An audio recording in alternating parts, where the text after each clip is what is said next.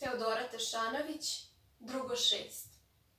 Slovo ljubavi, Desanka Maksimović.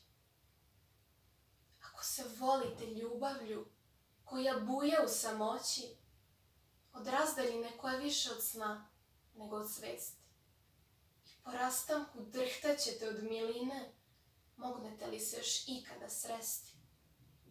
Vi koji se volite ljubavlju isposnika, sa strahom od sagrešenja, koji kao ptica o kavez lomite krila, sjećat ćete se uvek jedno drugom lika.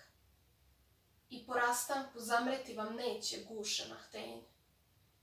Ako zbog nje patiš od nesanice i u ponoć hodaš budan po bašti, ako te lomi neutoljena želja luda, sjećanja na nju nikad se nećeš spasti. Oni sa kojima se igramo oko vatre, a bojimo se da dodirne, sa kojima idemo kraj ponora nezagrljeni i nemi, sjećat ćemo se dugo, ma i zavoleli zatim drugi. Ako je želiš bezgranično, a sediš kraj nje bez glasa, slušajući bajku koja se u vama rađa, svanuću slično, pamtit ćeš je i kad se zima pred tobom zabelasa. Ako veruješ sedeći uz nju da je ljubav maslačkov puhor koji svaki dodir može da strese, ako u njoj voliš san i dete, ako ti je bez nje pusto i gluho, misao na nju budit će te i kad se rastanete.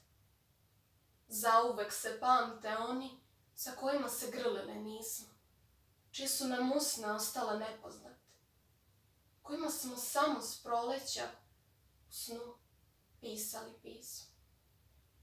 Oni koji se kao reke ne mogu sliti, među kojima nema spojnog suda krvi i krvi vrele, a srce im se dozivaju ludo.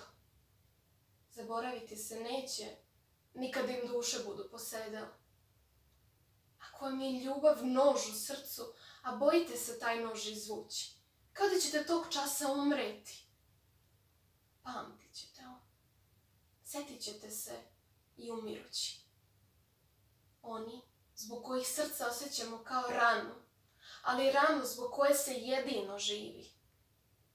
U sećanje nam banu i kad zavolimo drugi i osjetimo se nesrećni i krivi.